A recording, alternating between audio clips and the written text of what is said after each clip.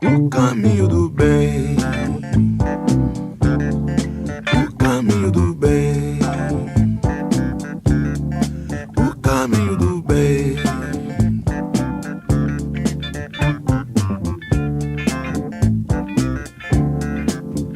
Já iniciou, está acontecendo. Bem, sem mais delongas, né, porque o tempo que nos sobra é um pouco curto. Esse painel aqui, na verdade, a gente pensou nele um pouco para discutir mesmo, para ser um painel aberto. Então, fora as perguntas que eu vou fazer aqui para fomentar um pouco a discussão, posteriormente também vai ter um momento onde vocês poderão fazer perguntas quaisquer de vocês. E assim, tentei embasar não só o lado técnico, mas voltado também para a área de negócio, que eu acho bastante interessante. Saber o que está sendo desenvolvido tanto em empresas grandes quanto em startups. Talvez conhecer melhor o cenário, né? Até mesmo para quem possa estar pensando aí numa transição de carreira para a área, né? Tanto de inteligência artificial quanto realmente de cybersecurity. E, primeiramente, mais uma vez, meu muito obrigado pela presença de vocês. É muito importante para a gente, como comunidade, né? E assim, gente, a primeira pergunta, ela é um pouco capciosa, né? Claro, eu mandei as perguntas antes para eles já estão sabendo. Mas, assim, qual a opinião de vocês quanto aos últimos avanços, principalmente quando a gente fala aí em Deep Learning, na utilização de redes neurais convolucionais, né? Dentre outros, né? Focado aí na questão de detecção de intrusão, né? Detecção de vulnerabilidades, malwares, etc. Porque, assim, mais especificamente, né, vocês acreditam que a gente começará a tratar, a gente vai chegar a um momento que terá realmente uma questão de inteligência artificial contra a inteligência artificial, que nem o Pedro explanou na talk dele, né, o Valmir também chegou a acrescentar um pouco sobre isso. Assim, ao mesmo tempo, né, que os mecanismos de proteção se adaptam, eu percebo que os mecanismos de ataque também estão evoluindo com o mesmo tipo de conhecimento, né? Então, qual a opinião de vocês a respeito disso?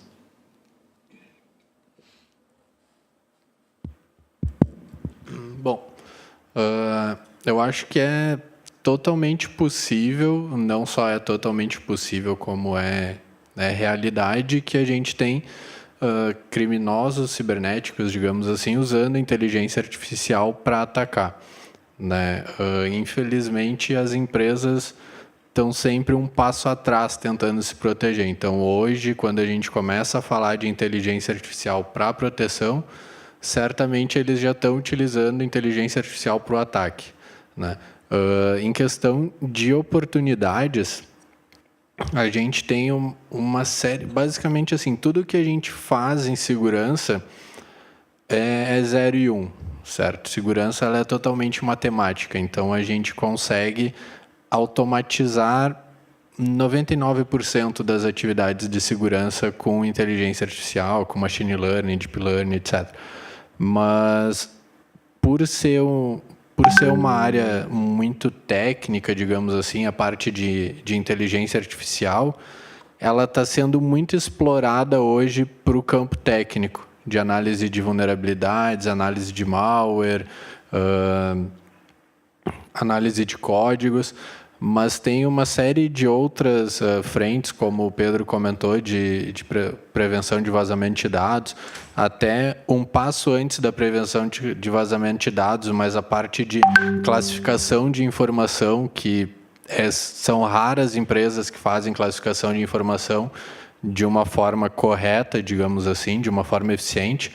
Então, são N frentes que a gente pode atacar dentro de inteligência artificial que ainda não estão sendo exploradas. Eu até esqueci de comentar, mas fala um pouco da sua carreira, porque o seu convite aqui foi justamente por causa da sua carreira em relação à inteligência artificial e um pouquinho do mundo de segurança. Cara, então, vamos lá. Meu nome, como o pessoal comentou, é Leonardo Goldin. Eu atuo com segurança 14 anos, mais ou menos, uns 13, 14 anos. Tenho uma empresa de segurança há 10 anos e, basicamente, a minha fama se deu porque eu fui um dos primeiros profissionais a trabalhar com segurança de computação em nuvem na América Latina. Então, em 2009, eu fundei o capítulo da Cloud Security Alliance aqui no Brasil. Em 2009 mesmo, eles me convidaram para desenvolver a certificação CCSK da própria Cloud Security Alliance. Em seguida, a IC Square me chamou para desenvolver a certificação CCSP, também para segurança de Cloud Compute. E hoje, em toda a América Latina, eu sou o único instrutor que pode ministrar os treinamentos oficiais dessas duas certificações. Para quem não é da área de segurança, a IC Square ela é basicamente o órgão máximo em capacitação de profissionais de segurança, né? Então, receber um convite deles para desenvolver uma certificação foi tipo um auge, digamos assim, da minha carreira, né? Então, basicamente, um resumo assim bem rápido é esse. Em função da carreira, a empresa a gente iniciou aqui no Brasil, em Porto Alegre. Quem não percebeu o sotaque, eu sou gaúcho, né?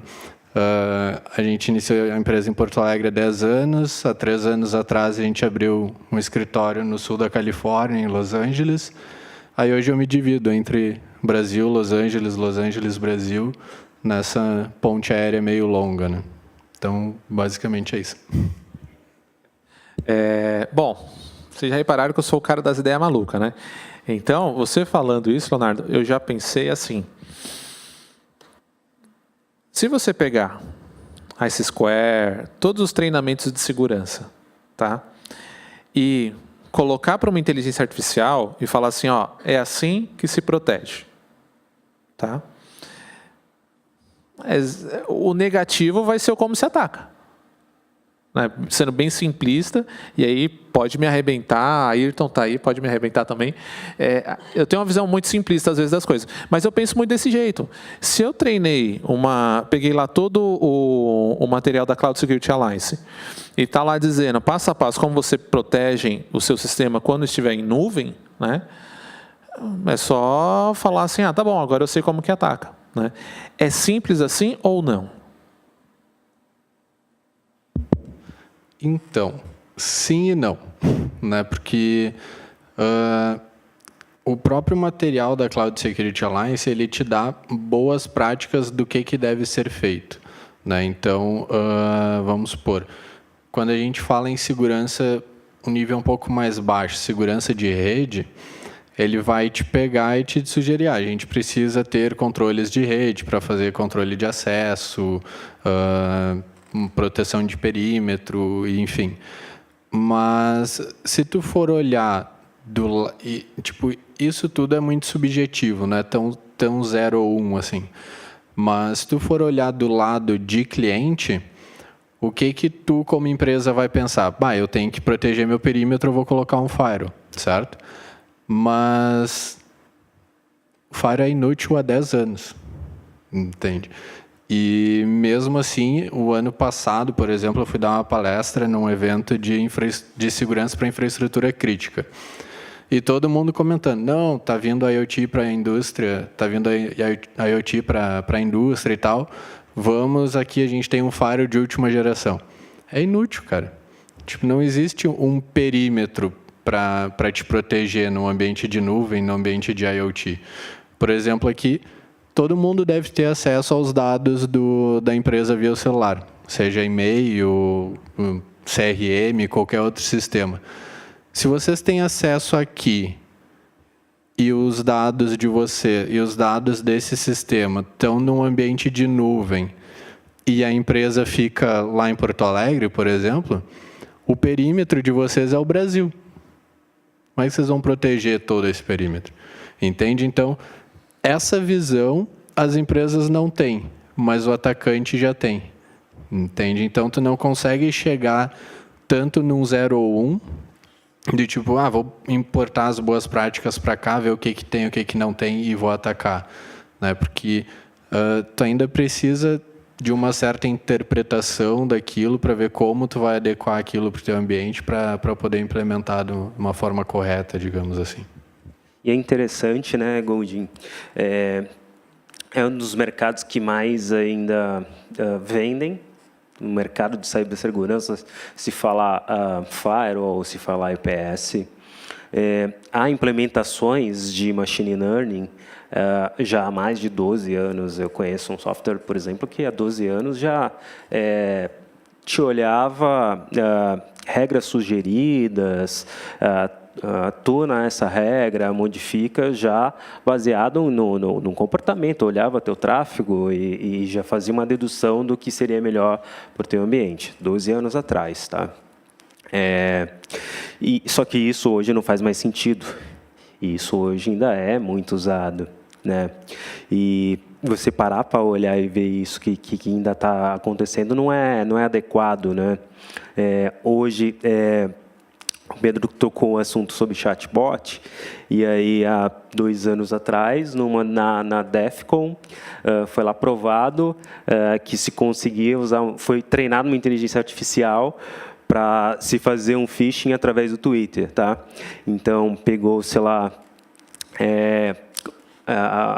perfis abertos, pegou qual era o estilo de palavras que era mais utilizada, interpretou-se aquilo, treinou a inteligência artificial, olhou-se qual era o período mais ativo das pessoas ali e se lançou o phishing. Pô, foi 60% de clique ali, um sucesso tremendo, né?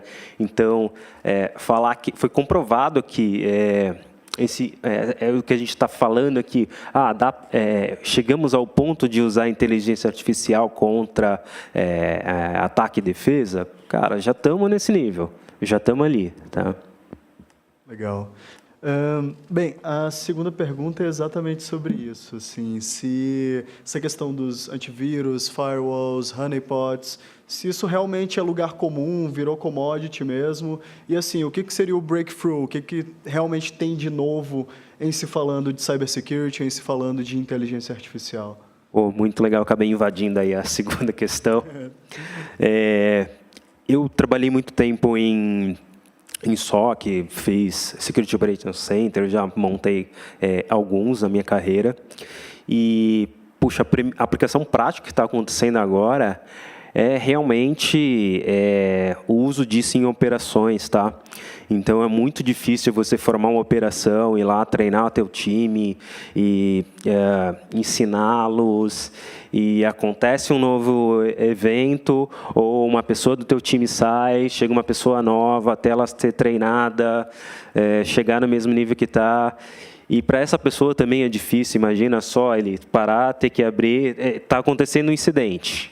E aí ele tem que parar, registrar um chamado, atender o telefone, dar um reporte para o gerente, e o incidente está acontecendo. Não. Eu discordo porque assim, é muito simples. No seu primeiro dia, você pegar todas as normas, todas as políticas da empresa, né? Aí depois que você leu todas aquelas normas e políticas de RH, tem a de TI, e aí depois tem a de segurança da informação.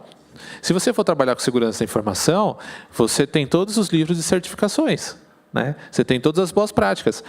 Eu acho que é factível todo mundo saber disso, não é? Sai barato fazer isso, né?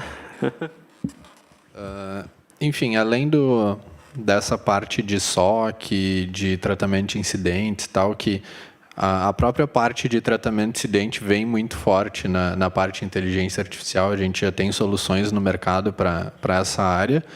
Bom, Fire eu já falei que é inútil, que não serve para muita coisa, então não tem por que falar. Mas serve de peso de papel? Dependendo, se for um firewall físico, sim, um appliance virtual, não. Mas uma grande sacada que a inteligência artificial trouxe e que tornou obsoleto o antivírus é na questão de análise de comportamento.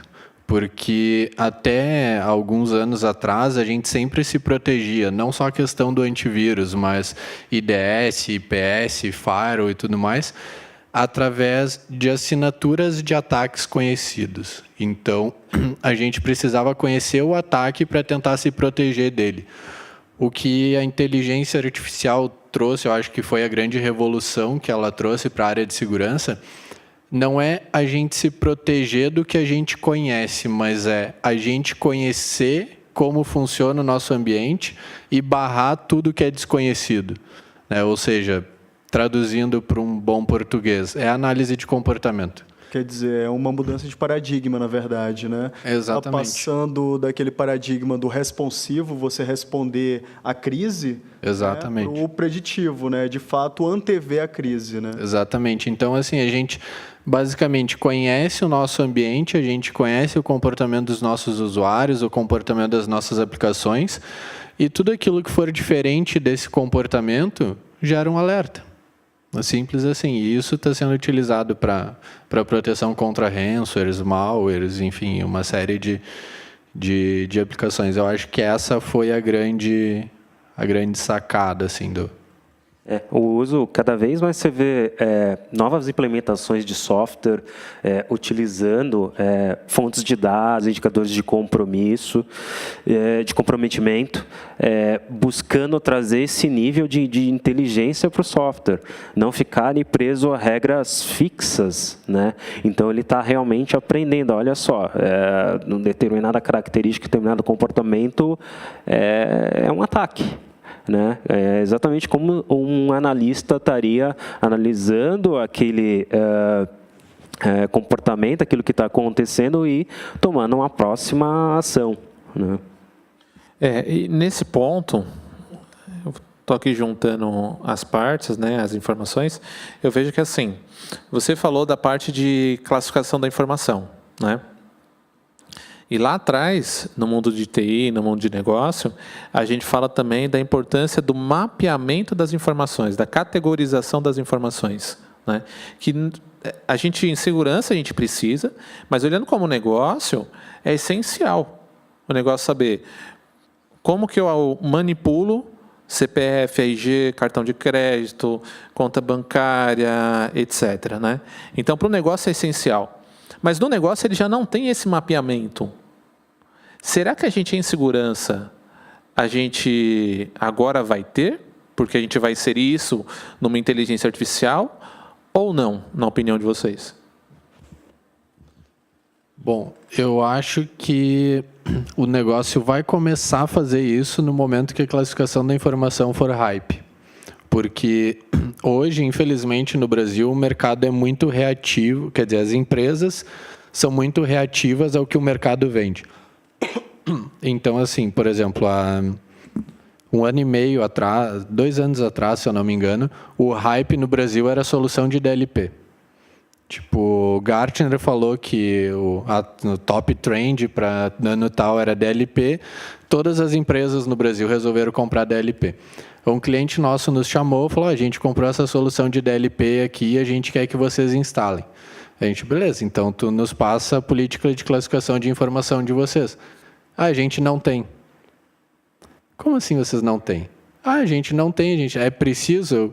Cara, como é que tu quer saber o que tu quer prevenir que vaze se tu não sabe quais informações são importantes?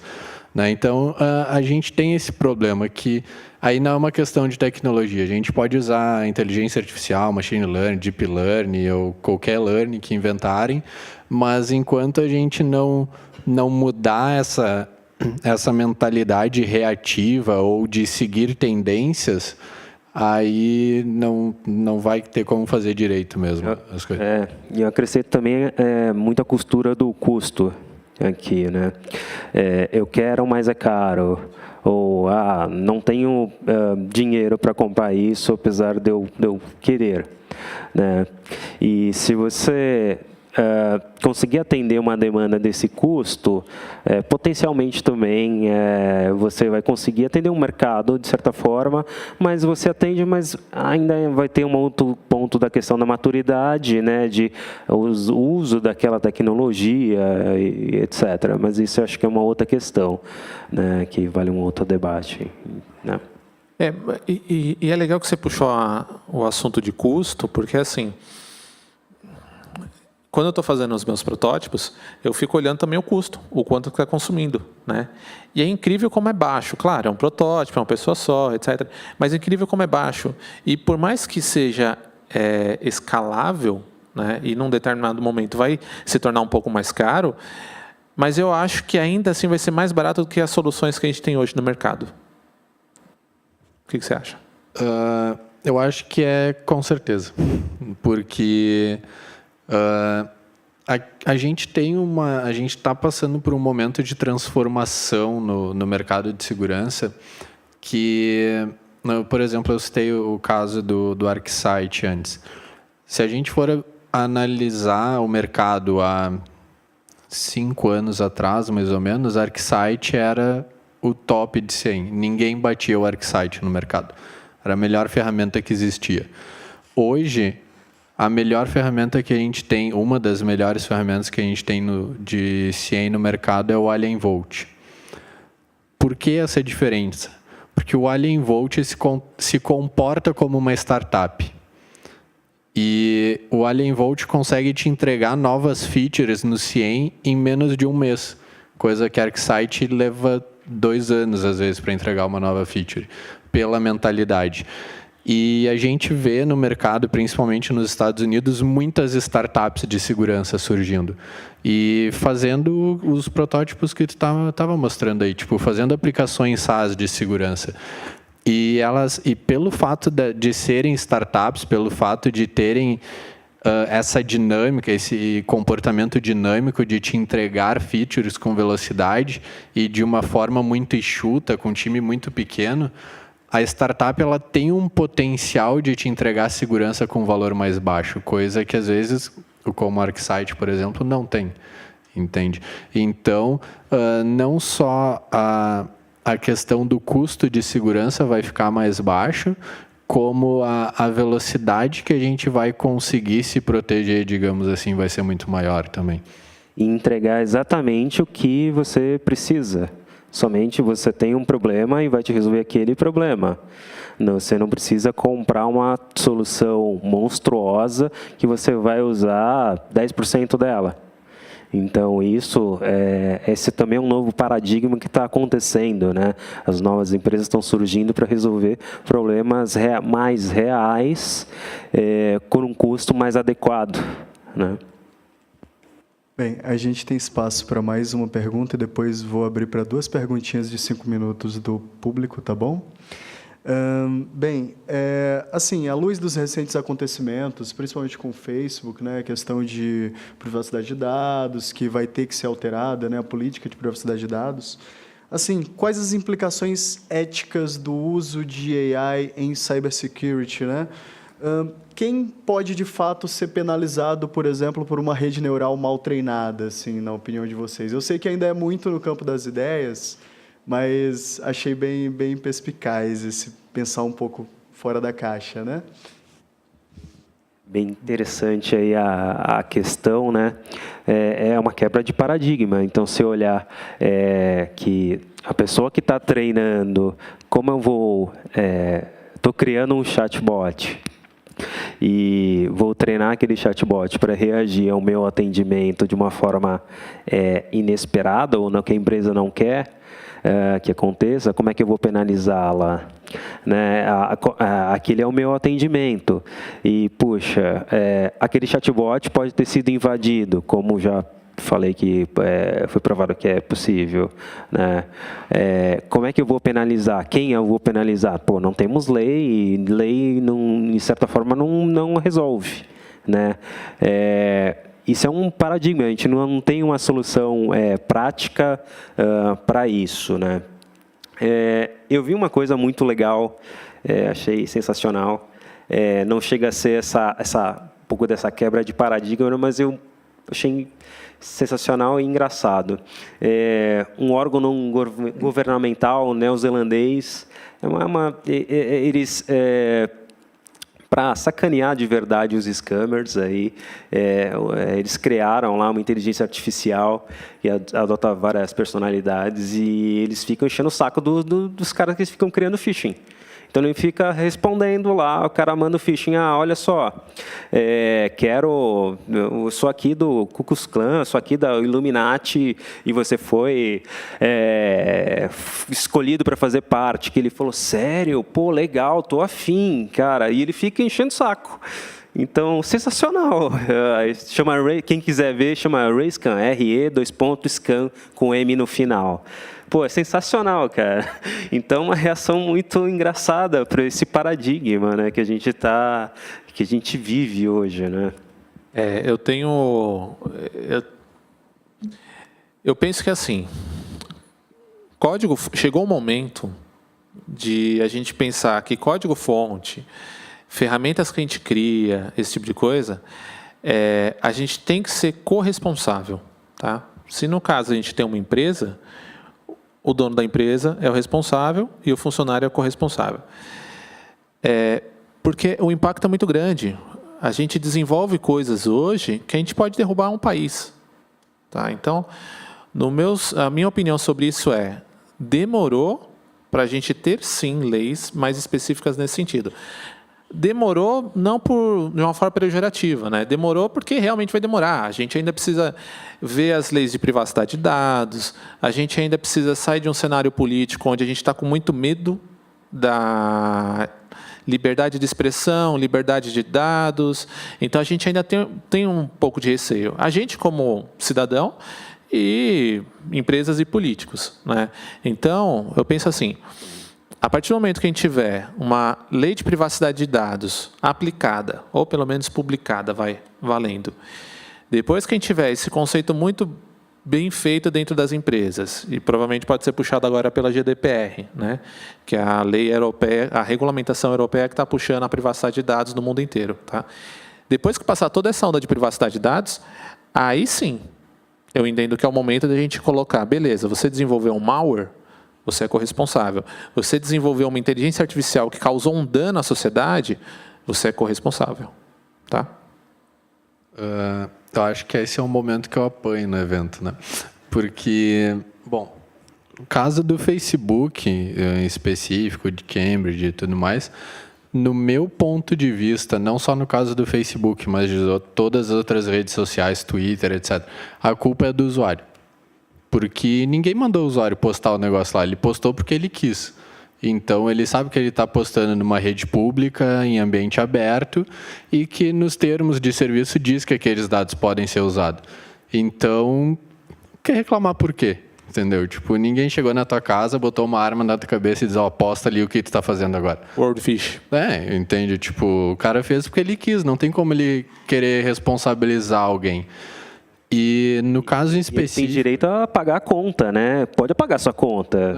Não quer, paga a conta. Exatamente. Deleta. Ninguém faz que nem eu, não usa Facebook. Pronto, simples.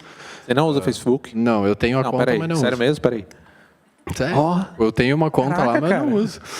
Entende? Então, tipo, em questão de ferramentas e protótipos que a gente cria, eu acho que a gente acaba entrando numa área muito delicada, porque o nosso trabalho de segurança, basicamente, a gente depende muito de pesquisadores e de estudiosos do pessoal do meio acadêmico para desenvolver exploits para provas de conceito, para provar que uma vulnerabilidade existe, para comprovar um ataque ou algo do gênero e até para a gente identificar como se proteger. Eu acho que a gente tornar essa pessoa corresponsável pelo uso que foi feito daquele protótipo que ele desenvolveu, a gente pode desencorajar essa atividade, que já não é muito encorajada no Brasil, né? Então, eu me lembro que há alguns anos eu estava num evento de hackers, num fórum de hackers e tal, e veio uma advogada falar sobre isso e defendendo que o cara que desenvolveu deveria ser responsabilizado. Ela estava falando especificamente da lei da Carolina Dickmann, que na lei da Carolina Dickmann fala isso, né, que a pessoa que desenvolveu é responsável pelo uso. Foi aqui em São Paulo o evento? Não, foi em Minas. Porque eu vi a mesma cena aqui em São Paulo. E ela falando que a pessoa que desenvolveu é responsável e tal. Aí eu olhei para ela e falei, tá, então, se eu puxar minha pistola, te der um tiro, tu vai processar o presidente da Glock. Foi ele que desenvolveu a Glock. Entende? Tipo, eu só puxei o gatilho. Muito bem colocado. E se eu pegar meu carro e atropelar uma pessoa, tu vai processar o presidente da Jeep? Foi ele que desenvolveu o carro. Entende? Tipo, a gente não tem como responsabilizar outras pessoas pela atitude, entendeu? Fora que, entrando aí na área legal e tal, é inconstitucional isso, porque no Brasil tu não julga o ato, mas tu julga a intenção, entendeu? Então, no momento que eu desenvolvi uma ferramenta, minha intenção não era prejudicar alguém, minha intenção era mostrar que existia aquela vulnerabilidade. Se tu usou para prejudicar alguém, o problema é teu, não é meu. Mas aí Fora vamos que pensar. isso Por favor. não inibe, não vai inibir quem está querendo causar o dano, quem vai tá à margem da lei, ele vai continuar fazendo, ele vai continuar desenvolvendo ferramentas, ele vai continuar fazendo para atacar e para roubar dados e, enfim, os bons pesquisadores que querem fazer isso para coisa o lado bom, ele muitas vezes está sendo inibido. E aí é o efeito irmãos cravinhos, né, dessa semana. É verdade. Porque foi preso, blá, blá, blá, e agora tá lá de novo. Tá lá, né? A dupla, né? Então, e legal o que você falou, e legal a gente ter pensamentos diferentes aqui, porque, então, a gente tem que deixar muito claro o que é a intenção e o que é o ato, né? O que eu estou entendendo do que você está falando. No Brasil, aí entrando na questão legal, né? No Brasil, quando tu é julgado, tu não é julgado pelo ato, tu é julgado pela intenção, né? Então, mas mesmo tu sendo julgado pela intenção, não pelo ato e tal, se eu fosse pesquisador, só a dor de cabeça de eu ter que enfrentar um processo porque alguém usou uma ferramenta minha, tipo, eu já desistiria de fazer. Mas se você tivesse desenvolvido, você tivesse causado problema na sociedade. Daí eu estou sendo julgado pelo problema que eu causei, não pela ferramenta que eu desenvolvi. Show. Isso aí. Exatamente. Também acho que a gente tem que ser julgado pelo resultado das ações. Bem, agora a gente tem mais 10 minutinhos, então vou abrir para 2 perguntas do público, ok, gente? Estão preparados?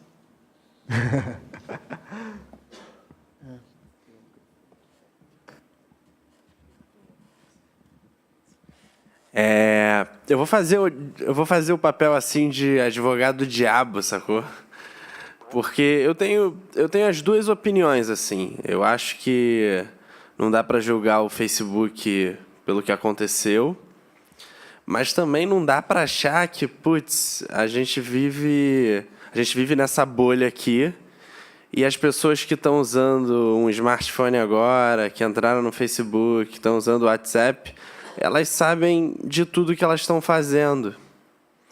E aí, quando você começa a pensar assim, você fala, tá, a pessoa entrou, não leu os termos, fez as coisas da forma que deveria, e o problema é dela. Só que nessa que o problema é dela, a gente resolve uma eleição. A gente elege um presidente. A gente talvez promova uma guerra. Então, o rapaz falou, né? Grandes poderes dão grandes responsabilidades. Então, é só para... Assim, eu concordo que o problema é do usuário, mas a gente tem que discutir, porque, às vezes, grandes decisões acabam acontecendo porque as pessoas não têm essa capacidade de discernir o que está acontecendo. Exato. E nesse sentido de grandes responsabilidades, eu lembro de um caso onde nos Estados Unidos, né? Resumindo o caso, o que aconteceu? A pessoa foi julgada, né? E foi julgado e preso, ponto, né? Só que o juiz, ele tinha uma inteligência artificial que auxiliava ele, né? Auxiliava, ponto. No caso, foi preso, aí o advogado de defesa falou assim, peraí, você prendeu o meu cliente baseado em quê? Aí o juiz falou, não, baseado na inteligência artificial aqui. Ela sempre acerta, eu confio nela, então tá certo, vai preso. Aí o juiz falou assim, não, então peraí, vamos abrir isso, me mostra quais são os critérios, né, que a inteligência está utilizando. E aí toda a privacidade em cima do produto, né, porque era comercial, não foi possível abrir os critérios que estavam sendo utilizados para poder prender o cara. Simplesmente o juiz, ao invés de brigar com a empresa, voltou pro advogado e falou assim, tá preso, ponto. Então é exatamente isso que você está falando. A gente tem que discutir muito bem, porque o poder disso é muito grande. Eu só queria fazer uma colocação ali. Eu acho o seguinte, a questão ali dos atos e fatos é uma questão muito complicada também a nível usuário. O que acontece? o pessoal falou ali, grandes poderes têm as responsabilidades de acesso, né? Quantos aqui, posso perguntar para qualquer um aqui, quantos aqui já leram o termo do Facebook? Levanta a mão aí. Eu li metade. Eu li, cara. Eu fiquei sem saco. Desculpa o termo, tá? Mas eu acho assim, é bem complicado assim, essa questão de ato e fato. Aqui em São Paulo teve um caso recente. O que aconteceu? Uma menina aí, não tinha nem 18 anos, estava no Facebook, começou a colocar assim, pô, que noite maravilhosa, estou sozinha em casa, que legal, posso fazer o que eu quiser, vou colocar música. Então assim, a cada 5, 10 minutos ela estava colocando uma postagem. O que aconteceu? Entraram na casa dela, estupraram ela, mataram e largaram no corredor do prédio. Então, assim, são atos e os fatos. Todo ato vai trazer uma consequência. Então, assim, a gente não pode culpar 100% o usuário por alguns fatos, lógico. Ele vai ser julgado, né? Assim, criminalmente, vai falar, mas a culpa é do Facebook, que deixou a pessoa que é menor de 18, menor de idade, entrar na rede. Depende. Não dá para saber também, porque a pessoa vai lá e fala assim, não, eu sou maior, vou mudar minha idade aqui, pum, entrei. Nem leu o termo, os pais também não se conscientizaram de olhar. Então, assim, é muito complicado a gente colocar um ponto e falar assim, pô, eu vou culpar o usuário em 100%. Não dá. Por quê? A regra do Facebook hoje é incerta, é inclara. Então, assim, ela não é um nível acessível ao usuário comum. Um usuário brasileiro, o cara fala assim, pô, li 3 linhas, tô saco cheio, chega, parei. Então, assim, a gente tem como posso falar, uma cultura a nível brasileiro, a nível Brasil, a nível nacional, que eu posso falar assim, preguiçoso. Seria o termo para melhor expressar assim, o nosso nível tecnológico hoje. Então, assim, a gente tem uma preguiça. Next, finish, acabei. Mas Isso deveria ser mudado. Agora, como? A pergunta que eu deixo para vocês é como a gente pode mudar essa mentalidade nacional? eu acho que assim, no fim da tua fala, tu tocou num ponto-chave que responde todas as tuas outras colocações que tu colocou durante a frase, que é a questão de cultura. Vamos do princípio. A gente tem uma cultura no Brasil que é feio errar.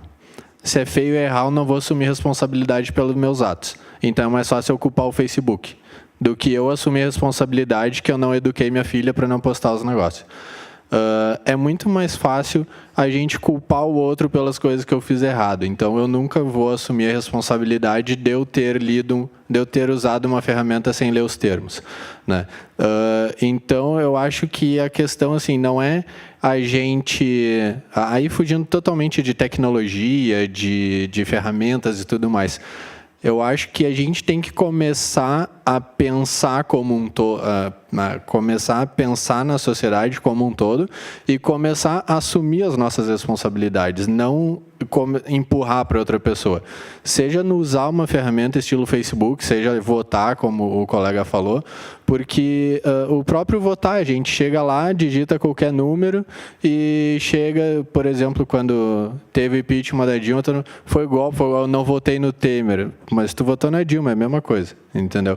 Então é muito mais fácil tu chegar e dizer, não fui eu que votei nele, e ao invés de pegar e dizer, não, eu votei numa chapa que ele estava, entende? Então, a gente pode ficar aqui discutindo a noite inteira, entrar madrugada dentro, discutindo sobre ferramentas, leis, tecnologias e tudo mais, mas enquanto a gente não mudar essa cultura da gente assumir as responsabilidades, chegar batendo no peito, não, eu fiz isso, estava errado e eu vou tentar melhorar para a próxima, isso não vai mudar. Tipo, por exemplo, se eu pegar um funcionário meu aqui no Brasil, chegar para ele e dizer, cara, tipo, esse código que tu fez tá uma bosta, tipo, tem que refazer tudo. O cara vai se sentir ofendido, é capaz de me processar ainda por assédio, sei lá o que tem hoje. Esse negócio aí.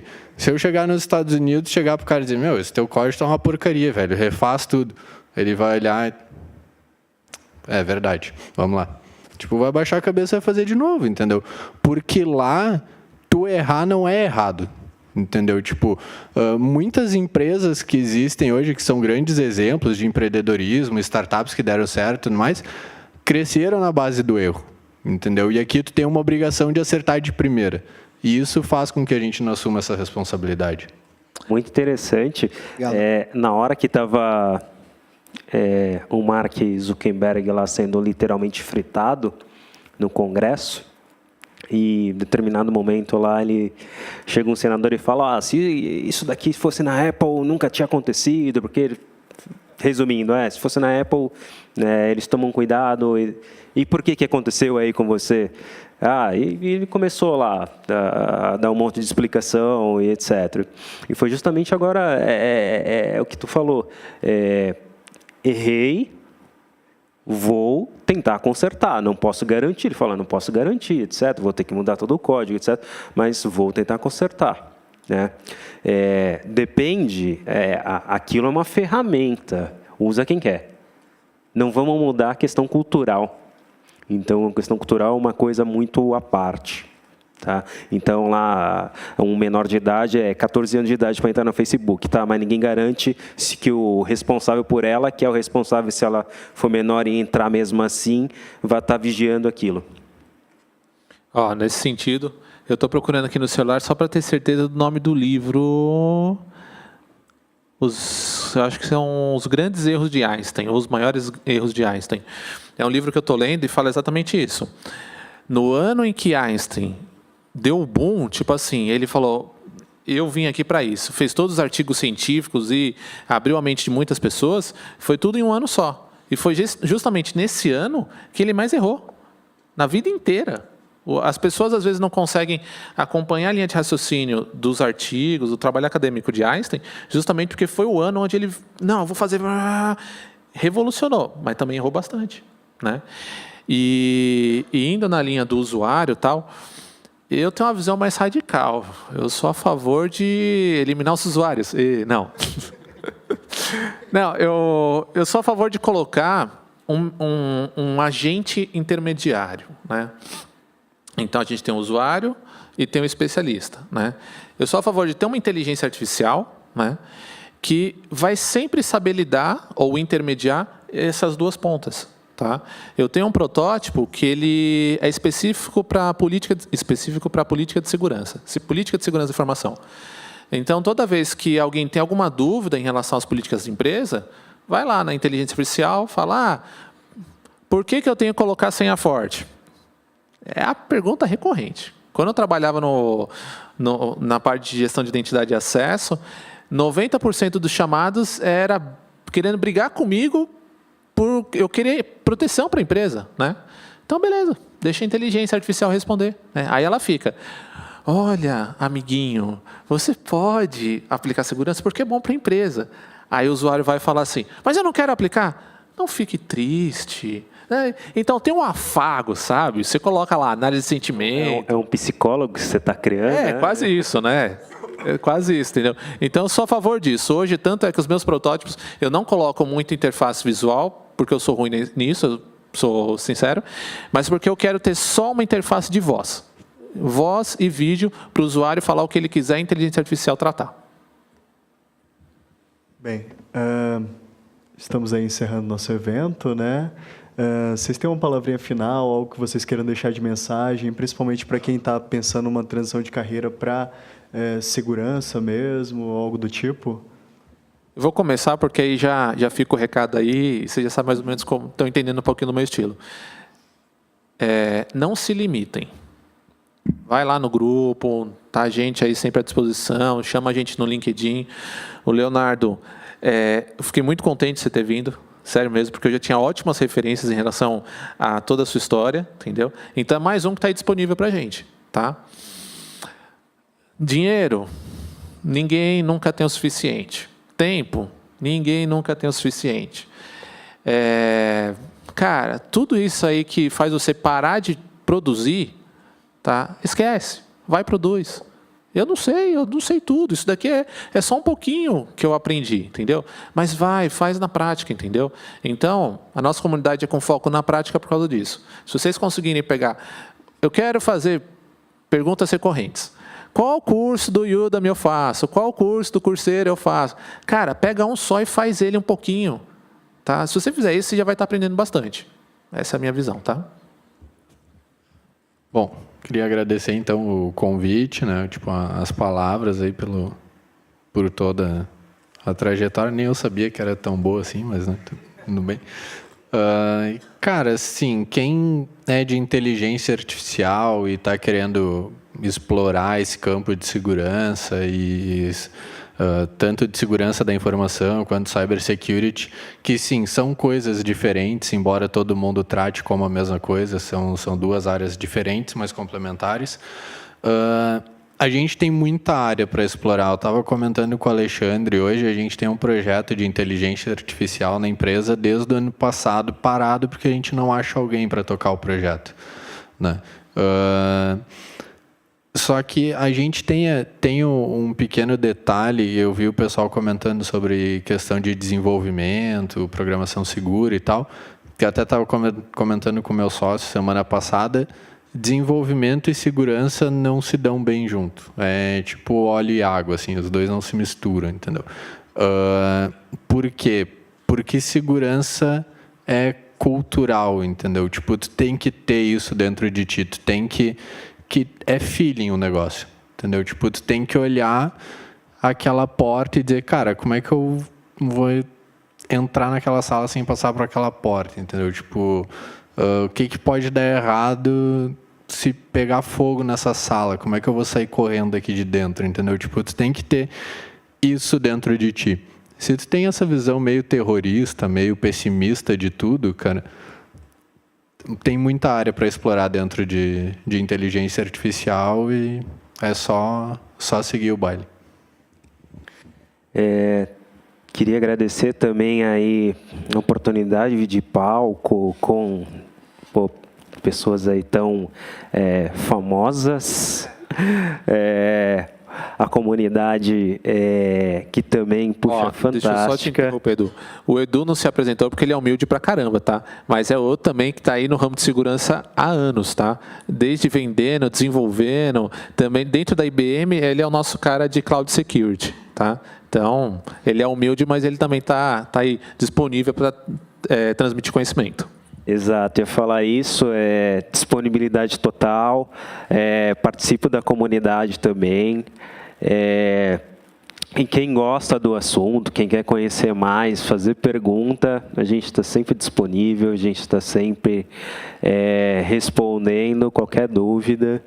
E o mercado de cibersegurança, ele só cresce, eu estou nisso já há 17 anos, e fala, pô, é a mesma coisa que estava 17 anos atrás? Não, é muito maior e só cresce. Então, quem quiser participar disso, se interessar, eu super recomendo. Legal? Obrigadão aí a todos pela participação.